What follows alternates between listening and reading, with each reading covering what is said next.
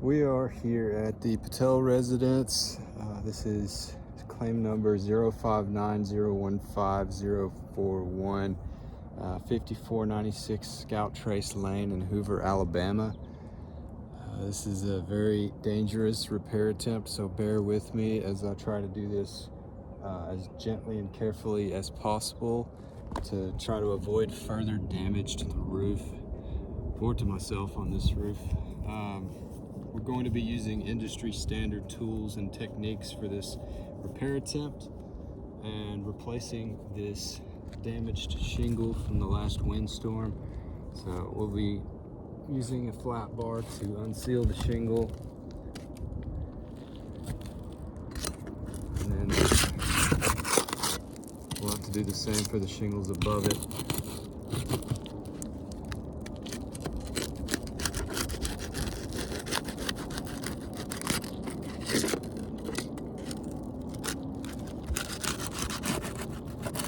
During this repair attempt, I will do my best to prevent any further damages to the roof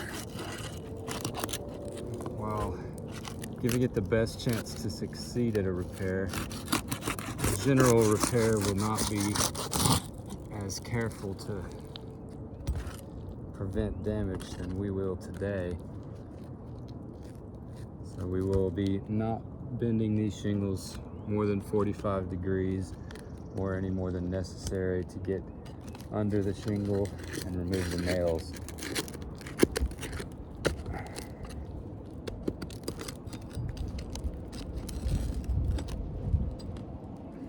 So in the condition that it's in, there's no granular loss up here on the shingles above it. So we'll check that again once we've got these shingles removed to see the difference and to make sure that this is going to be something that we can actually repair.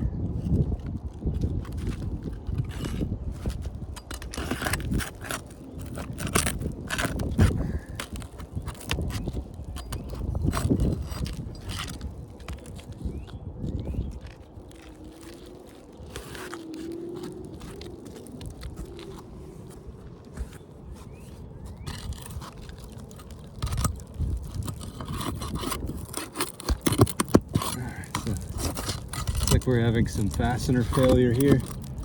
Nail heads pulled through, causing a larger hole in the shingle. That is a technical failure point for any sort of repair, so we'll continue to watch that, see if that is going to be reoccurring.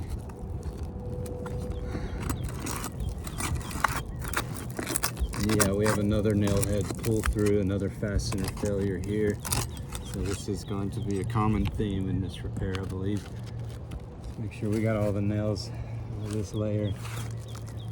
Move up to the one above it.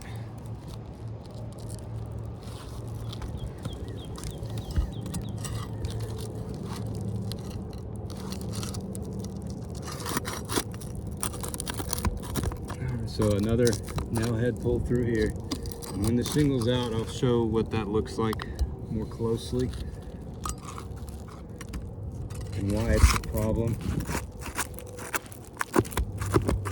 from a roofing perspective and from a property safety inspection.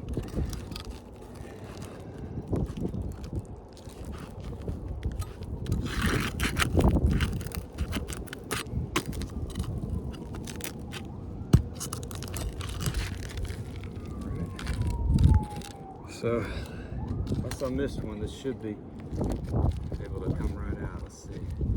Oh, there's one more right here.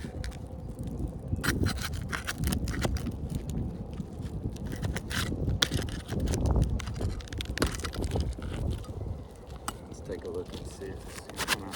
There we go. Nice and easy. Alright, so we've removed this shingle. If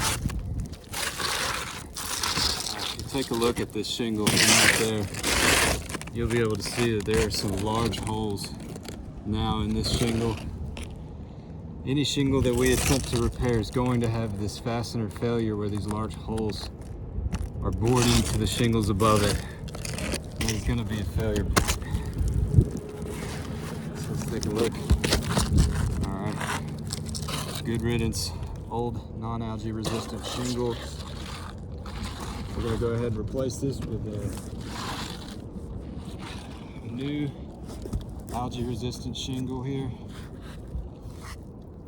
Owens Corning Oak Ridge style.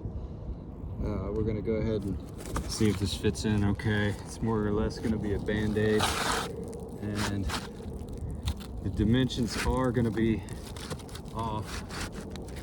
So because these are not standard sized shingles on the roof, you're gonna have some overlap here and on that side as well, meaning that this is not gonna be a proper repair.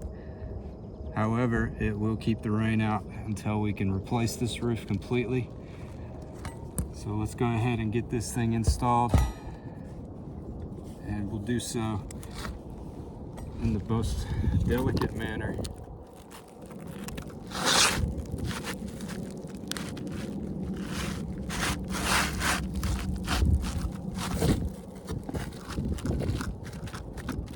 Alright, so with a little bit of overlap, we'll just have to make that work. Now I'm going to go ahead and lift up these shingles to hit in the strike zone. And again, this is just going to have to go up even a little higher than that even. Got to get above this tar strip line into the proper nailing zone.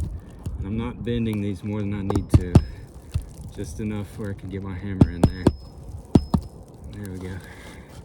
Once that catches, I'll be able to hammer this in. I gotta bend it a little more. See, if I don't, it'll hit there.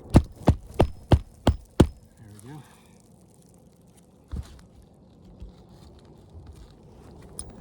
All right, I have to be extra careful with this roof. It is very slippery up here.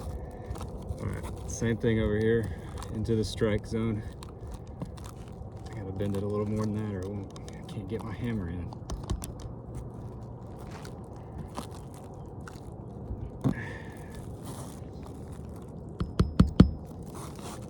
Go. All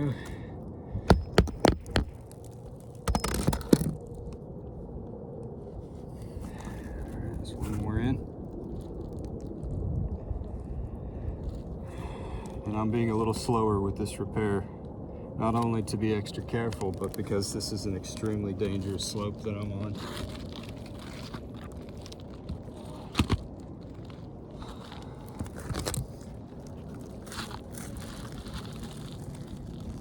Same thing here, we're gonna have to lift this up a little more.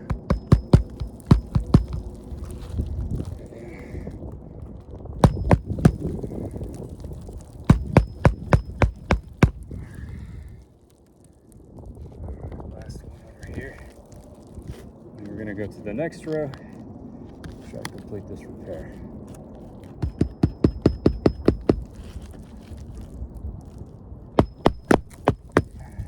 I'm trying to be too careful, and I'm hitting this tip because I'm not lifting it up enough.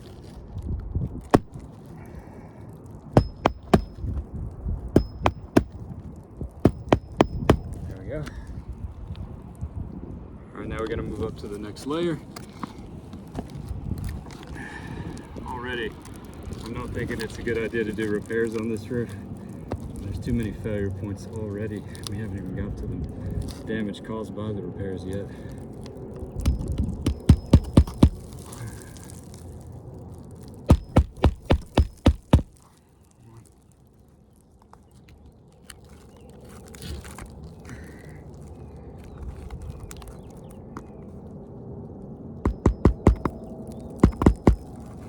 Going right back into the existing nail holes.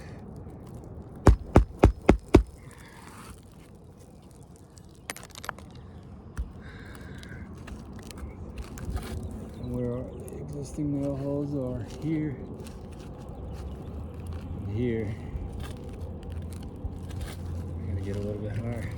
Now the shingle did break here just by trying to lift it up a little bit to get this nail in. Right here it's broken, so that's a failure point as well, and it argues for non-repairability. A roofer's not going to be this gentle trying to get this nail in here. This is a courtesy to get this thing in without bending this more. I would not recommend any repairs after this. I'm not gonna put another nail in. This is gonna hold for now. Let's take a look at what we've got up here now, and then I will check the before and the after to show the differences. Now, after doing this repair, you can see that this is your new shingle. It's not the same size. I got this side flush, but you can see this side's going to be overlapping because these are not the same dimension shingles. Shingles above it here, we have some heavy granular loss touched with a naked hand here, as well as the ones up here. You can see these will have to be broken as well. The granules are just falling off. You can't even read the RA anymore. We got fastener failure problems. We've got shingles being damaged during the process of a gentle repair, using all the approved fasteners, techniques, and materials. And this roof is not going to be deemed a repairable roof. Would like to request that the roof be completely replaced in order to bring it to pre-storm, pre-loss condition. Thank you.